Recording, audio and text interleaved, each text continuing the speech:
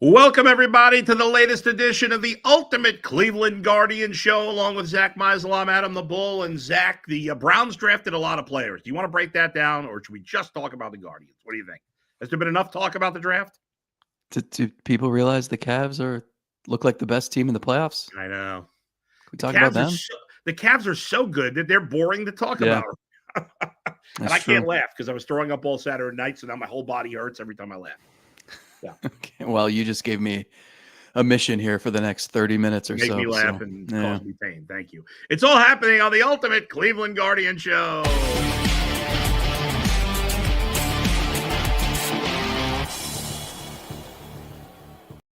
It hurts when I laugh. It hurts when I cough. It's not good. But, this is life. We move on. So you were vomiting because they drafted Shedeur Sanders? That was it. No. No, I get a bad reaction sometimes to this weight loss medication that I use. And it was coming, and then it's like, it's ugly. You don't know. I was able to stem the tide. So it only lasted more like 12 hours than 36, but it was not a pretty 12 hours. I was supposed to have dinner with Jonathan Peterlin and his wife, and who I went to school with. What do you mean you went to school with? Oh, you went to school with Jonathan's wife? I was great. I was really good friends with her brother growing up. Oh, that's funny. Did I know that? I don't know. Look at that. No one's even watching this. It's just you and me. Let's just chat about our family. But So anyway, they drove to Rocky River because we were trying out this restaurant. Because his wife is as we say in the Jewish community, a big macha. What does that mean? You're Jewish. You should know what that means. I don't know what that means. Man, you Cleveland Jews. You don't know. Emphasis on the ish there. Expressions. It means she's a big shot in the Instagram food game. Do you know about this? No. Oh yeah. Yeah. My wife's looking at me like maybe I shouldn't be talking about this, but she talks about it. He talks about it. So anyway, it's fine. But great start here. Yeah. But anyway, so I was supposed to have dinner and I couldn't go. So my wife and my son went to dinner with Jonathan and his wife. And we were supposed to do a family thing, but I was out. So did they have to talk about the draft without you? What's that? Did they, what is there to talk about on Saturday night other than we had other things to talk about with sports. They're having a second child. We like to talk behind the scenes radio stuff, all the drama that's going on between media members who hate each other. I love that stuff. That's the best. And then we have plenty of the renovations to my house we talked about because they came by the house, and plenty of television shows we both like, all kinds of things. We had plenty to talk about. They did come over to the house after I was feeling serviceable at that point, but I'm just trying to drag this out because I don't want to talk about a 13-3 loss. And you don't? Fans versus Jaron Duran, and what an ugly day. That was really good. Good for the Guardians fans though, because from what I read and what I saw on social media, all the Guardians fans were calling this. I assume it's a guy out. I didn't actually see him. Because for those who don't know, Jaron Duran the Red Sox are in this documentary type series, and he talked about how he considered committing suicide, obviously very serious. And the fact that he spoke out about this, especially as a professional athlete, is very brave. And I'm sure it's helped people. There's no doubt about it. The fact that somebody in such a macho profession is able to talk about things like that probably made an impact. And for some idiot in the stands to scream what he did. And then run away and flee the scene. Right. What a coward and just a total loser. So they're working with Major League Baseball to figure out what they want to do here, and right. But good for the majority of Guardians fans who are classy individuals who are pointing this guy out. There's no, it's funny. When I was at the Pirates Cubs 2015 wild card game, there was a guy sitting behind me, and he was like screaming. Now, obviously, I was sitting like second level, so nobody on the field is hearing this. But this guy behind me is screaming all this stuff. I remember Jake Arrieta was pitching for the Cubs. I'm not even going to say what this guy said. It was just we all know when the line's been crossed between heckling and out of control. And this guy was so out of control. And I was like there were a lot of Cubs fans there, but I was kind of the only one in this section. And so the guy's like kind of screaming like right behind me. I'm like, I'm not going to confront this guy. He's not saying anything to me personally. He's just an idiot. But a bunch of Pirate fans got him kicked out of the game. And when the security came to kick him out, he started crying. And then I started laughing because this guy's crying. But, especially with alcohol involved, there's always going to be some idiots. But I still believe the majority of people, whether it's your team or not, are going to do the right thing when it matters. I hope. Yeah, I think so. And they did, they helped security ID the guy and make sure that he couldn't just run away and get away with it, because you could see Duran was pretty heated on the field, had to be restrained by teammates and coaches. And hopefully it doesn't amount to anything more than this. All right, Zach, let's talk on the field here. The week since we last spoke got off to a good start. The Guardians beat the Yankees 2 days in a row. I was at the Monday game last week. We had a lot of fun. It was a great game, great win. But after those wins on Monday and Tuesday, things went downhill. The Guardians lost the final game of the series to the Yankees 5-1. Then they did come back and beat the Sox in the first game of the doubleheader yesterday or Saturday. But then they got smoked in game 2, and they got smoked again yesterday, getting outscored 20-6 in those 2 games. Overall, they got outscored 29-12 in the last 4 games they've played.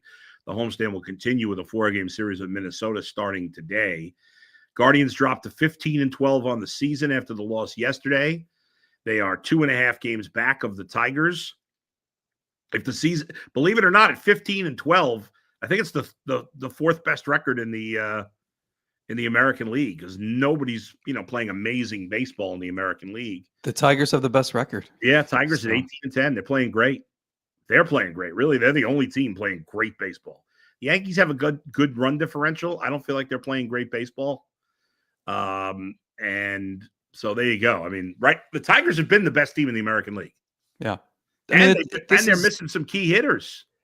This has sort of played out how we thought, right? We said all along, not to pat ourselves on the back too hard here, but we thought the American League was pretty open. And those, except for a couple of teams, anyone could win 85 to 90 games. So it's playing out that way. It's why there's no sense in, you're not going to panic after going 3-3 against the Yankees and Red Sox. Would you have taken that if I told you that at the beginning of the week? Yeah, sure. Yeah. So the key is take care of business against the Twins. They've done a good job of this so far this year. They swept the White Sox, and they didn't play well against the Angels, but they swept the Pirates. And so while you're figuring a lot of things out, because we can talk about deficiencies in the lineup, we can talk about a ton of inconsistency in the rotation. We will certainly talk about what the heck is happening with the closer role. There's not a lot where you're like, I'm pretty confident Stephen Kwan is going to be the team's leadoff hitter and one of their best players all year. I'm pretty confident Cade Smith is going to be one of the best pitchers on the staff all year. I'm still confident Williams and Bybee are going to be more than okay in the rotation, but there's not a lot else, right? Like Jose Ramirez is Jose Ramirez.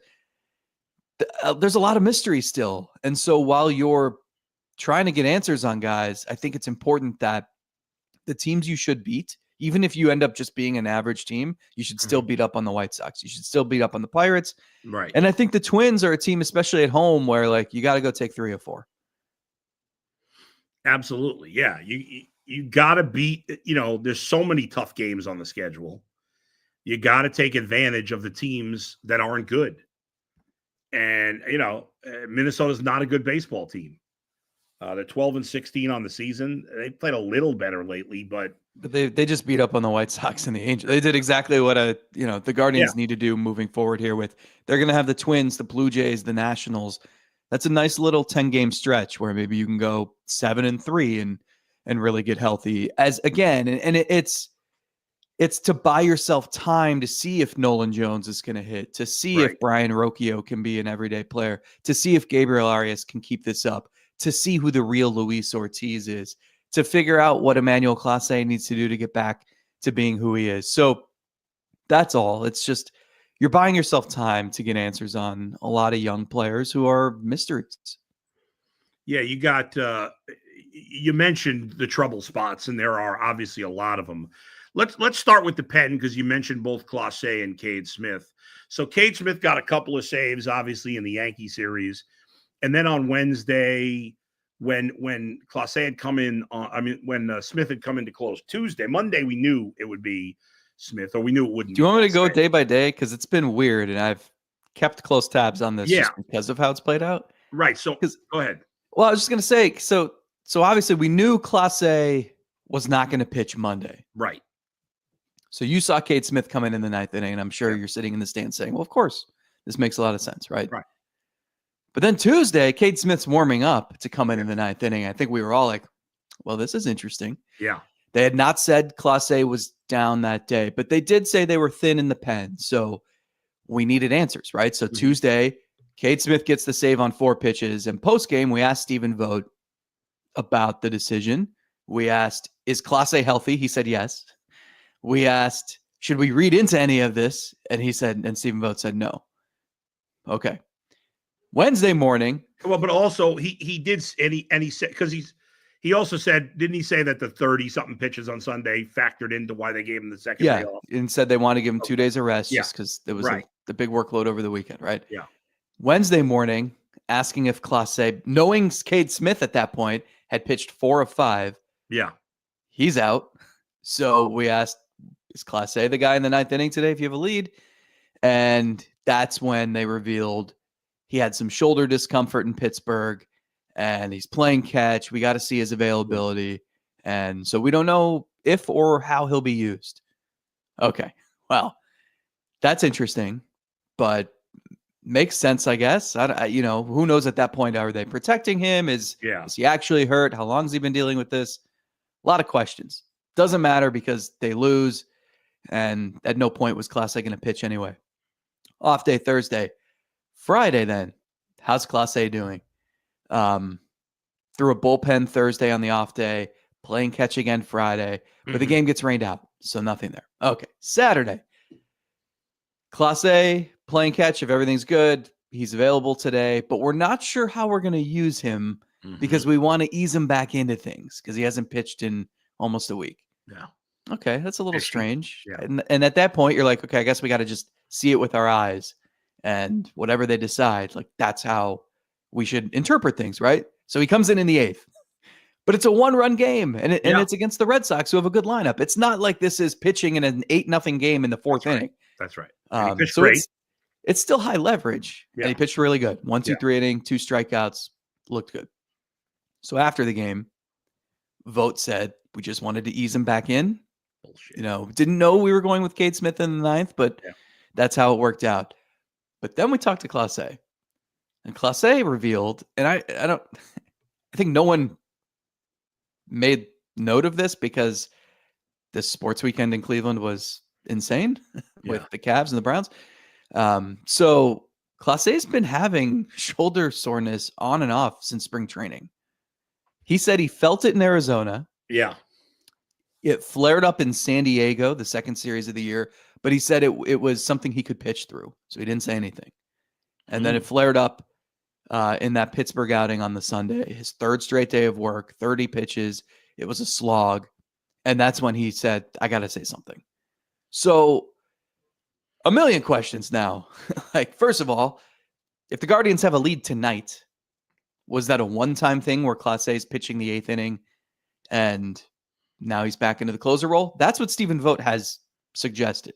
He has said he's going to get right back into the closer role. 2, Clase said he feels 100%. Inflammation's gone. He said by Friday he was good to go. Is this something we have to keep our eye on all year? How much impact did this have on his struggles? His velocity's been fine. Yeah. His command obviously has been off where he's leaving everything over the plate.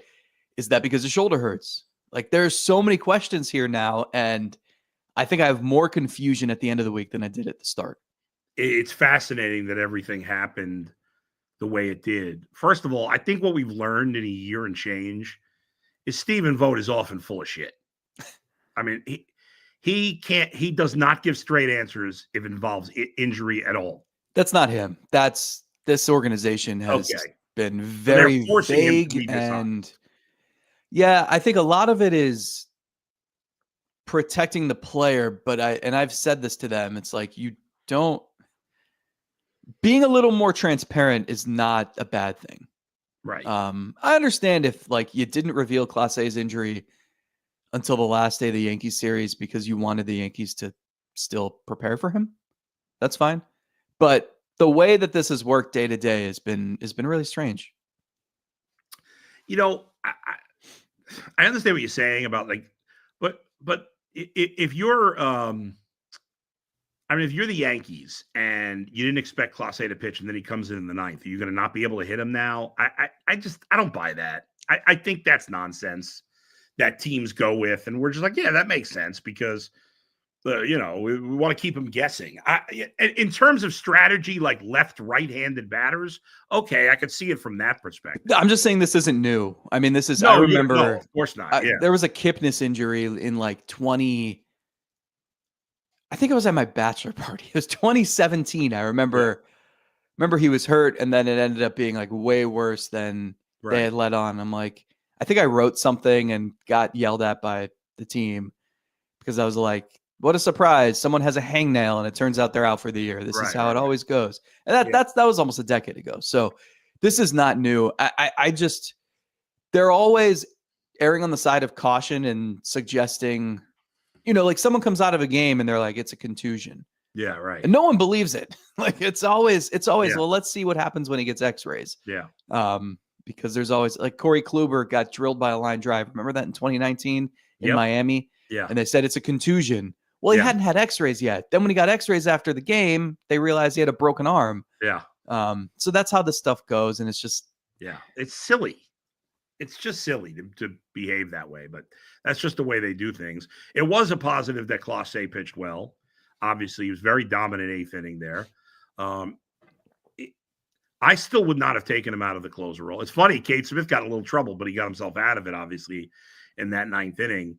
But it will be something, no doubt. I mean, the fact that this shoulder stuff has flared up already twice in the first month of the season, I mean, they should be careful. Frankly, I think we talked about this last week. I didn't love the idea of bringing him in a third day in a row that Sunday anyway. I mean, you should have other guys that could close the door against the Pirates. Yeah, it was weird. On one hand, the 2 days prior, he had only thrown 9 and 6 pitches. So it's not like he worked a ton. And I understood, and like Stephen Vogt can't say this, obviously, but if you were thinking, hey, this dude needs a confidence boost, he's had a rough year, and he's had a really good week. If we can get him one more easy outing against the Pirates, who are the worst lineup I've ever seen, then maybe he's back to normal. Whereas if you go with someone else, then you save Clase for the Yankees. Like that's like where this all started, right? So I can understand certain points of it. And Clase is also someone who's always going to say he's fresh and he's available. But, if the Guardians, that's the other part of this. Like, did they know at any point before that day that Clase had shoulder soreness? Because if they did, then you would hope that they wouldn't pitch him 3 days in a row knowing that. So that's why this is all odd. Very odd. And there's also a good chance that in a few months, we're not going to remember any of it. That's probably true, too. Amongst the many odd things going on in Cleveland sports these days. All right, folks, I want to talk to you about Living for We. Living for We is a new podcast. What happens when a regular day at school turns into the worst day of your life? Unfortunately, that's a reality that is happening way too frequently in today's world. Gun violence is the leading cause of death for young people in America, and in communities of color, the impact is even greater. Every bullet fired creates 2 victims, the person in front of the gun and the one pulling the trigger. Living for We, Keep Your Head Up, is an award-winning podcast that focuses on real stories, real struggles, and real solutions in Northeast Ohio. New episodes drop every other Tuesday, where you'll hear from host Marlene Harris-Taylor and her new co-host Maisha Watkins, executive director of the Cleveland Peacemakers. No one does a better job of bringing you stories from the front lines, victims, survivors, and those fighting for change. Each episode, they'll sit down with a different organization that's working to end gun violence and provide resources for those affected by gun violence. Whatever kind of help you need, there's a person for you to contact. Listen to Living for We, wherever you get your podcasts, or watch the video version on Ideastream's YouTube channel. Learn more at ideastream.com/podcast/livingforwe. Subscribe today to Living for We on Apple, Spotify, YouTube, or wherever you get your podcasts. Also want to talk to you about Buckeye State Credit Union. If you didn't know about them, well, you need to know about them. Then this show is brought to you by Buckeye State Credit Union. Let me introduce you to the financial friend you didn't know you needed until now. Buckeye State Credit Union is a local brand that offers a wide range of products from checking accounts to home equity lines of credit and auto loans. They have some of the lowest rates around that are committed to serving Northeast Ohio. The Cleveland location's in Shaker Heights, but there are 5 brick and mortar locations across the state. Buckeye State Credit Union is here to help make your life easier. They make banking more convenient, always putting the customer first, so you leave feeling cared for, valued, and respected. Connect, simply, and adapt. Those are the core values that make Buckeye State Credit Union the right choice for you. For more information, head to buckeye-cu.org for more information. Buckeye State Credit Union, your money simplified. All right, Zach, let's get back at it with the Guardians here. Let's talk about the lineup. Obviously, the bat's not, you know what? Before we talk about the lineup, actually, we should go to the starting pitching and obviously what happened this weekend. For the season now, you look at the ERAs of the starters. I'll bring them up here real quick. Gavin Williams, who pitched well Monday, has a 4.15 ERA. That's the best of all the starting pitchers for the Guardians. Logan Allen, 4.21. Ben Lively, 4.40. Tanner Bybee, 5.19. And Luis Ortiz, 5.96. There's been some up and down for some of those guys, but overall, the starting rotation has been pretty bad so far this year. It has. And it was Logan Allen and Ben Lively kind of carrying them at the beginning. And thankfully, Williams and Bybee looked really good this week, and that's critical because Logan Allen kind of turned into a pumpkin on Sunday, and Luis Ortiz, he looks great one start and horrendous the next. Yeah, it's like all extremes with him. Yeah, this is what I mean though. Like if you looked at this rotation, honestly, if you looked at the stats up and down, you wouldn't guess that the Guardians are 15-12. You would not, and you could look at that glass half full or glass half empty. You could say, well, you're 15-12, and you would think that guys would turn it around and play better. It's possible, but you still have to prove that. You can't just bank on that. I mean, you saw Williams Monday night in person. Was that as good as you could remember him looking? So it's funny that you say that because I thought it was the best I'd ever seen him pitch. And what's funny is the first inning, I was like, oh boy, this is not going to be good because he had no command in the first inning, was walking guys. I want to say he threw 25 pitches in the first inning. And then obviously he gives up the home run in the 7th. But in that first inning, if you would have told me he would made it to the 7th, I would have said no way. I was like, oh, maybe he'll get through 5. But from the last out of the first inning till he gave up the home run in the 7th, he was lights out. I mean, that was really the sharpest I'd seen him pitch. He got out of trouble every time he was in it. And and against that good Yankee lineup too.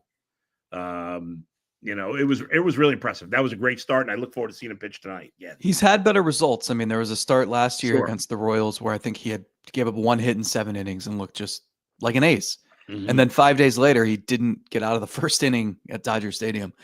But in terms of just pure stuff, and it was curious because that start against Baltimore was lousy. And for a lot of the season, like he's needed a lot of pitches to get through innings. And I think the frustrating thing is then you see him against this Yankees lineup and he's just effortlessly hitting 99, 100.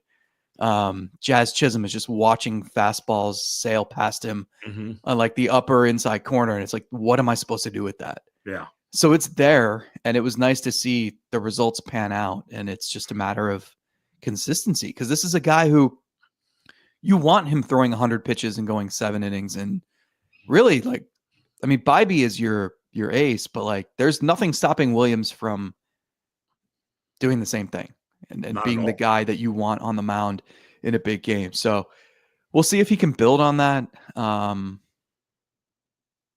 Inconsistency has been the word, right? And that's why I was going to say, like, it's critical that Williams and Bybee become those guys who you expect inconsistency from Logan Allen and even Luis Ortiz, who has like 2/3 of a season of starting on his track record. And it went really well last year in Pittsburgh, but like he's new, kind of new at this, and he's just young and working with a new team. Like you expect that, but with Williams and Bybee, like that's why you need those guys to anchor the rotation. And at least on those days, it's like, okay, we've lost 2 in a row, but Bybee's on the mound, so good chance that you'll win today.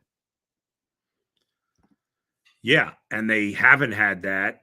They haven't had that from anybody. Those guys are the 2 most capable of it. And, we talked before the season about, listen, when Bieber comes back, maybe they have a special 1, 2, 3 at the top of the rotation, and yes, Bybee and Williams are still young pitchers. Sometimes you forget that because they're asked to lead this rotation. And a lot is expected of them. But, that's the way the Guardians operate with a lot of young players. So guys got to step up. And Bybee especially, it's been surprising how much he struggled this year. Yeah, 8 home runs. That's the most given up by any pitcher in the league. So, and a big thing is walks. Like those, we talked about this last week. Yeah. Bybee and Williams, they've each thrown 26 innings. So 52 combined and 26 walks. So that's a walk every other inning. That's way too high for those guys. And that's, again, like the pitch counts get inflated. And so you're not pitching as deep into the games. And I think that's a big key here is you wonder, like Gavin Williams the other night, like, I mean, he could have gone 8 innings if the pitch count was a little lower. So you need length from them. That's the other thing. You don't want to burn out the bullpen. And we've seen that all week. Stephen Vogt was saying, "Oh, we're thin back there. We're thin." Like Clase is down a couple days, and Kate Smith had to be down. Herron was down for a little bit, and they're also cycling through the end of the bullpen. Tristan McKenzie gets DFA'd, and then it's Zach Kent, and then it's Doug Nikhazy's up, and then Kobe Allard goes 6 innings out of the pen. Yeah. So it's when a team gets on a roll, a lot of times it's because the rotation's humming. That's right. And we haven't seen anything resembling that. Speaking of McKenzie, today's the day, right? It's a week. Yeah, we should hear today what his fate is. Yeah. Are they going to trade him for, the team's 50th best prospect, or is he just going to get sent to the minors? And he wouldn't opt out because he still wants to get his $2 million. Right. He has the right to reject. Right. But then he'd forfeit the, 1 point, whatever's left, 1.67 million. If you're a bad team, why would you not take a chance on him? Yeah. Because he's got a couple of years left under contract. He's making less than $2 million. You're paying him what, 1.5 for the rest? Paying of him the like year? $1.5 million the rest of the year, and you're probably not paying him much more if you wanted to keep him next year. Right. So for me personally, if I ran the Rockies or the Marlins or the Pirates or whoever, I'd claim him. Yeah. I think it's worth the reclamation project. If you believe in your infrastructure, and you should, I would. However, I did check in with a couple teams who were like, nah, who I thought maybe could use a starter.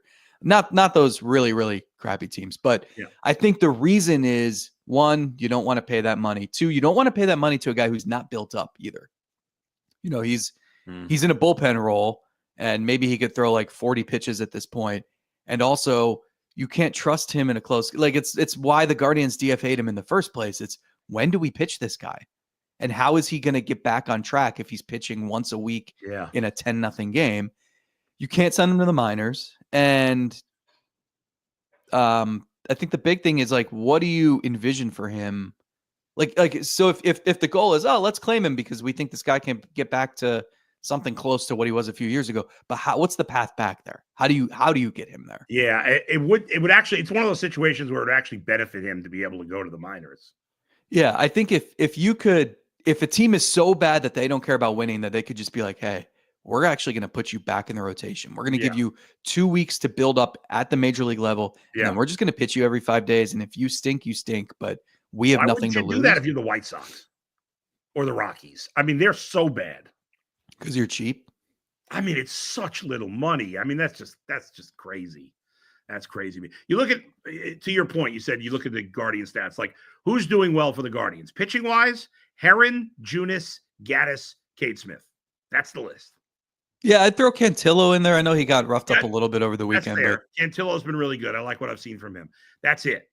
Offensively, Kwan, Ramirez has been fine, but he hasn't been as good. He got off to a good start. Yeah.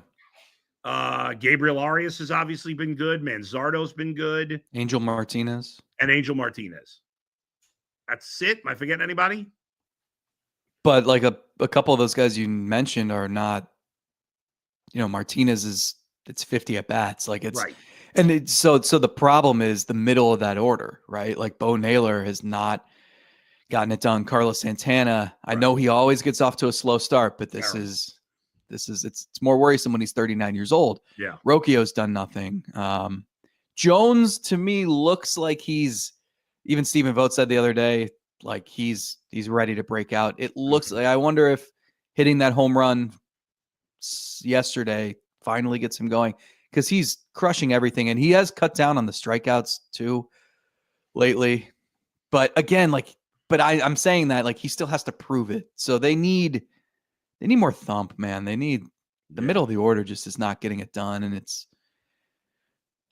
can't even go nuts about Travis Bazzana because he's been tanking it at Double-A.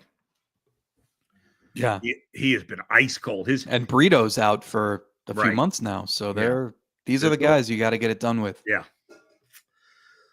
Listen, we knew it would be a challenge, and your best prospect, Bazzana's, his OPS has dropped 300 points in the last few weeks.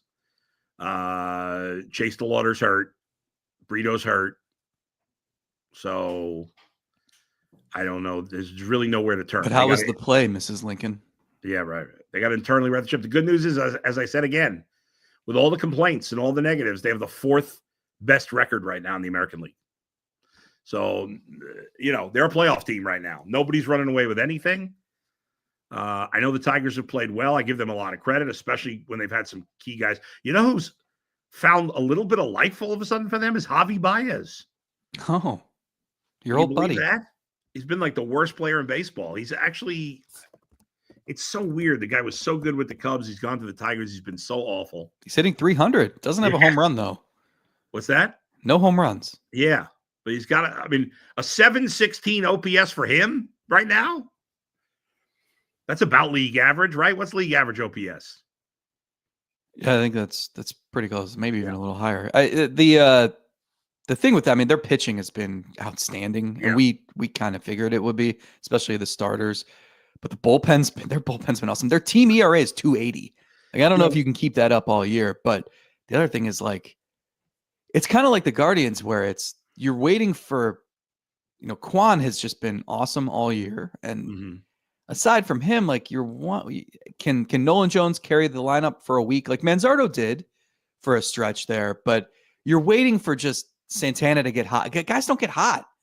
Like, they had Spencer Torkelson just crushing the baseball for a few weeks there. Yeah. And so while Riley Green's gotten off to a terrible start, it hasn't mattered, right? No. So the Guardians, like, they really haven't had that, and you're kind of waiting for someone to just catch fire for a few days. It's funny because everybody kind of gave up on Torkelson. They had kind of replaced him. Then he had a great camp, and he's been their best hitter. Yeah. He's been fantastic. 8 homers, 24 ribbies in 28 games with a 9.29. And Zach McKinstry. Journeyman Zach McKinstry with a 902 OPS, which is unbelievable. But if you look at the rest of their lineup, like, there's a lot of holes still. Yeah, so. Kerry Carpenter's been solid. Vierling's been hurt. But you look at the rotation. We talked about all the ERAs for the Guardian starters being over 4 or 4+. Casey Mize, 212. Their highest is 329. Reese Olson. That's insane. Yeah. Eric Skubal, 234. Jackson Jobe, the rookie, 270. Reese Olson, 329. Who did I leave out? Oh, Flaherty, 263. Yeah. They only have they have one guy who has pitched double-digit innings, Keter Montero, who's been like their 6th starter, who has an ERA over 329. Only one guy that's pitched double-digit innings. And their top 6 relievers all have an ERA under 3. And that Will Vest guy has been fantastic. Yeah. He and Canely have been great. They have 7 saves between them. I bet you most fans have never even heard of those two guys. Maybe you heard of Canely because he pitched for the Yankees, maybe. But remember, they got swept by the Dodgers to start the season too. So they're That's true. They're 18-10, but they're 18-7 against teams that aren't the Monstars. Well, you know what though? Everybody going crazy about the Dodgers. They're not even in first place. They're 18-10. Their record's not like crazy good. The Dodgers started 8-0. They've gone. They're 10-10 their last 20 games. The Dodgers. I know they're going to be good, but like Jason in the beginning of the year was saying, oh, they could win 130 games. I'm like, come on. First of all, I said this in the beginning of the year. People said I was full of crap, and I'm totally right. It's right now. It's playing out, and we'll see. I said their 1, 2, 3 in the lineup obviously is sick. Really, even if you want to say through 4 or even 5, but the bottom of the lineup I didn't think was that good, and it's not. Like guys like who? Muncy and Muncy. I like Muncy's okay. Will Smith obviously is good for a catcher. The top of their lineup with the 3 superstars and Teoscar's really good. They got, they have like 6 aces though. I mean, it's right, but they're and the bullpen is insane. Are all either. First of all, Yamamoto hasn't proven enough in the majors. Sasaki's just been okay. He's a rookie. Their other guys are all injury prone. But also, like, does anything that all the issues you're airing right now, none of them are going to matter come September. Maybe not. They also can trade for whoever they want at the deadline. That's true. I'm not trying to say like I get it. It's baseball. Is like, all I'm saying. They're not. Yeah. Also, that division's incredible. Yeah, it's really good. I mean, those might be like the Diamondbacks are good. Those might be 4 of the 8 best teams in baseball. Oh yeah, sure. No doubt about it.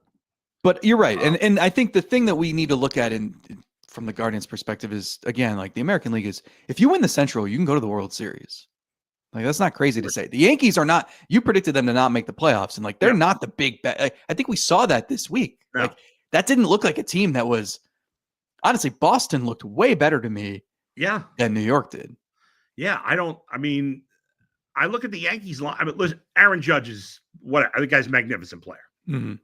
And you can't even hate him. Like, to be that good and a Yankee and not be hateable, you know how hard that is? You can't hate Aaron Judge. Like, there's nothing hateable about the guy except that he's a Yankee.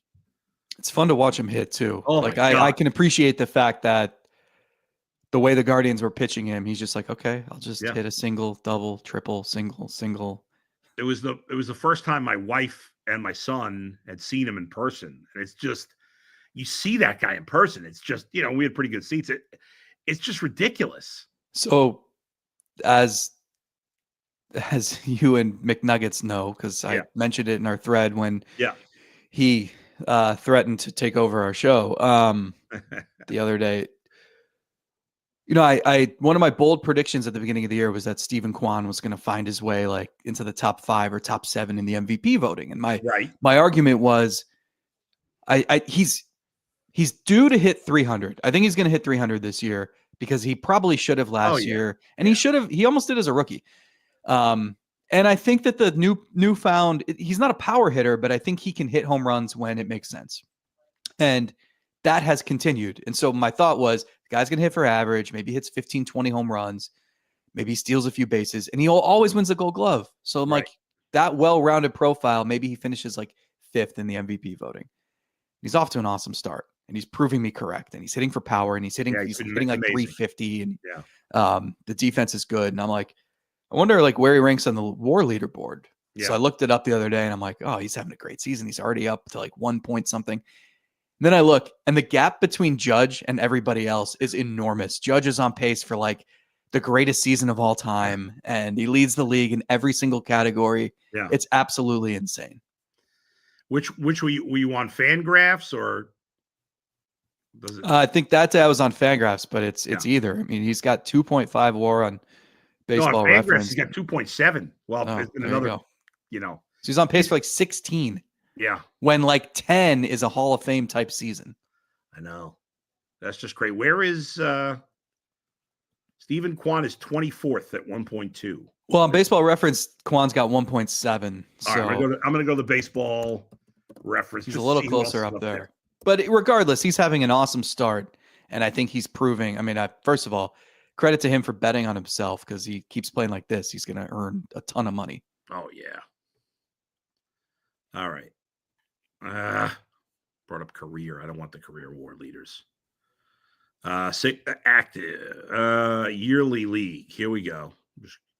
Yeah, they got Judge at 2.5 and Tatis in the National League at 2.2. And Judge had a higher WAR than Ohtani last year. How's that possible? Maybe because defense, because Ohtani was DHing. I guess because he plays the field. It's ridiculous, the numbers that he puts up. But yeah, the rest of the Yankees lineup isn't amazing. Yeah, I mean, so on Baseball Reference, Kwan is tied for 5th in baseball. In the American League, he's just behind Judge. That's it. So it's amazing. Is there anybody else? I mean, like Cody Bellinger's been awful for the Yankees. Goldschmidt hasn't been that great. It is wild.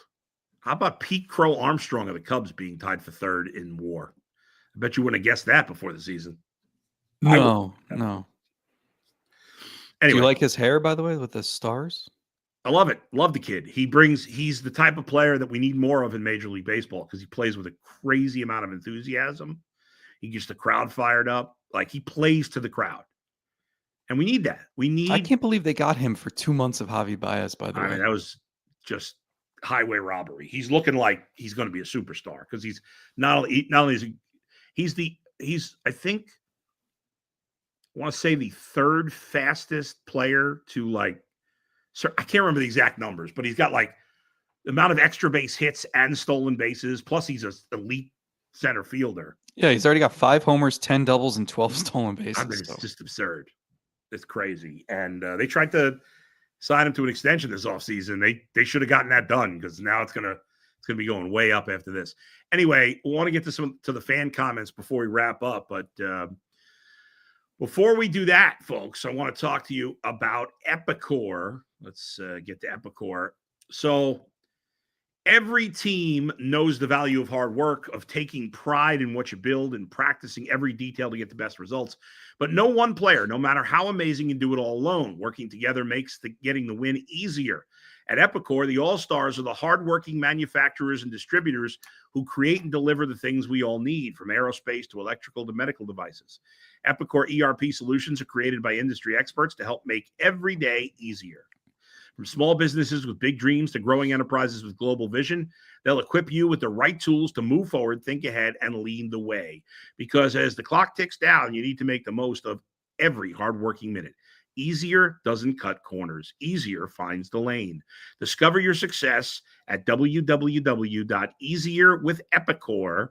That's easier with Epicor, EPICOR.com. And I got to talk to you about my buddy, Dr. Jake May and Menu RX. Dr. Jake's been working with me for a long time. Obviously, I still need to lose a lot of weight. But the fact that I'm down 30 pounds, I know some of you are going to say, well, you don't look it. But I am down 30 pounds, believe it or not. I just have a lot more to lose. Dr. Jake has been amazing, not only with his weight loss program that he helps me with, but also just being a voice, being somebody I can talk to, will listen to me. Men often don't have people to talk to when it comes to weight loss and stuff like that. And Menu RX is great because they create a program specifically for you. This is not some giant operation where it's everyone's got to fit this system, keep your points or do whatever. No, that's not the case with Menu RX. So if you're tired of trendy diets that don't deliver results or are impossible to stick to, you're not alone. And that's exactly why Menu RX exists. So whether you're chasing peak performance, building your dream body, or seeking optimal longevity, Menu RX will help you reach your goals. Go to menu-rx.com to get your consultation today. That's menu-rx.com. All right, Zach, we've been a long show today, so let's get the comments and get out of here. Buckeye Guy says the show today will be legendary. Matt Z says, Bull. What's up, Z? Thanks for watching, buddy. Matthew was about to go to bed, but I guess he works overnight. Glad I caught this stream. Native Clevelander representing down under. Hello, Matthew. Thanks for staying up. Richard K says, go Guardians. Luke says, I was at the game yesterday. It was extremely painful. T. Roz, good to see Nolan Jones do something. He did hit a home run. Richard K, are the Guardians getting any TV money since they're being broadcast by MLB?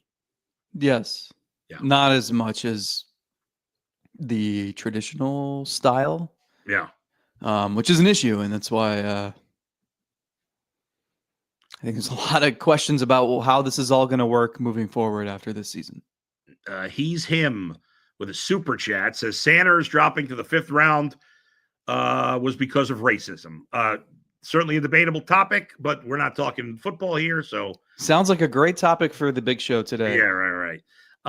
Young Ackman, I feel like Carlos always starts slow. And Ryan says, how long of a leash does Carlos have? He's been struggling. I mean, who are you replacing him with? David Fry in about 6 weeks. Is it 6 weeks, they're thinking? Early June. Yeah. I mean, if he doesn't turn it around by then it will be David Fry, yeah. I mean, Kyle Manzardo at this point is got to be in the lineup every day. Should be, yeah. Which he has been pretty much. Let's see. Manuel, good morning, Bull. Do you know any of the guards who switched to a torpedo bat? Yes. Kwan and Schneeman. Right. There might be others. I got to check. I feel like it's not getting talked about as much anymore. No.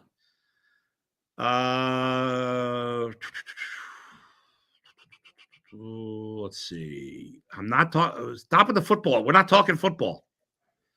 Young Akron. Yeah. Oh, we got to talk. We didn't talk about Austin Hedges pitching last night. He got that K looking. He did. That was a nice change up sinker. How embarrassing is it to be caught looking or striking out period against a hitter? Better to be caught looking than swinging. If you're looking, you can be like, well, I just wanted, we're up by 10. I didn't want to embarrass them anymore. But if you swing and miss, you're going to hear about it. Oh, my God. Richard K. Will the Rockies be worse than the 2024 White Sox? I mean, the White Sox could be worse than the 24 White Sox. Both teams are extremely hideous. Rockies are 4-23. Yeah. They're on pace to be. Well, and they're in a worse situation because their division is so good. So you play.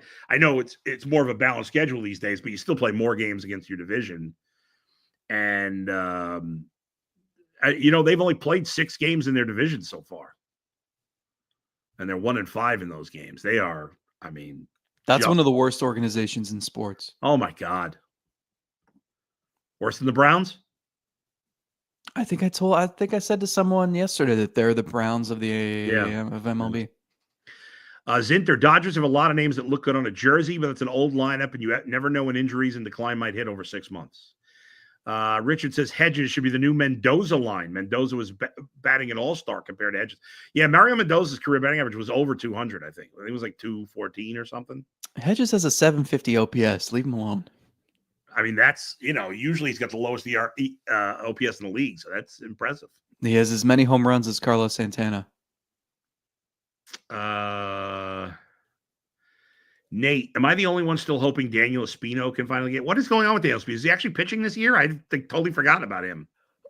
He's out in Arizona throwing. I don't think he's going to be like sent to Columbus or anything. But I think the hope is he's unrestricted come spring training. I mean, this was a guy who at one point was untradeable. Like the best pitching prospect in baseball. Yeah. He hasn't pitched since the 2022 season. April. And in 3 years, I think tomorrow. Yeah. And since being drafted in the first round of the 2019 draft, so that's 6 years ago, he has pitched a total of 133 innings.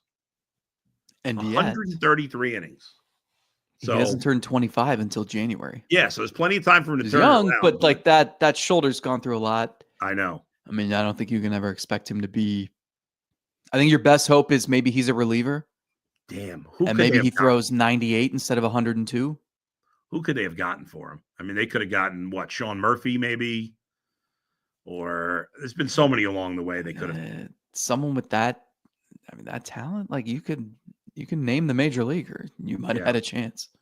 Finally, Corey says, did McKenzie make it through waivers? We should hear today. Today is the last day, so we should get something probably this afternoon before the game on McKenzie. So Zach will let you know. So just be up on his social media situation. All right, Zach, we went way, way long, so we'll wrap it up now. Thanks, everybody, for joining us. We'll talk to you next time. Where else but right here on the Ultimate Cleveland Guardian Show.